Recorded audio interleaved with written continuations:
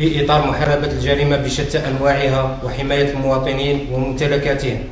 تمكنت فرقة الأمن والتحري للدرك الوطني بسيدي خالد التابعة للمجموعة الإقليمية للدرك الوطني بسيدي بالعباس من توقيف شخص بالغ من العمر 36 سنة بتهمة جنحة حيازة ونقل المشروبات الكحولية بدون رخصة قصد البيع.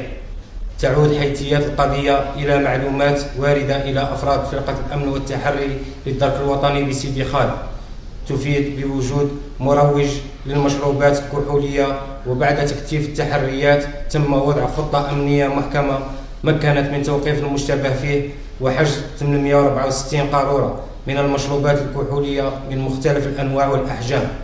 تم اتخاذ الإجراءات القانونية اللازمة وتقديم المشتبه فيه أمام الجهات القضائية المختصة، ويبقى الرقم الأخضر 1055 في خدمة المواطن 24 ساعة على 24 ساعة.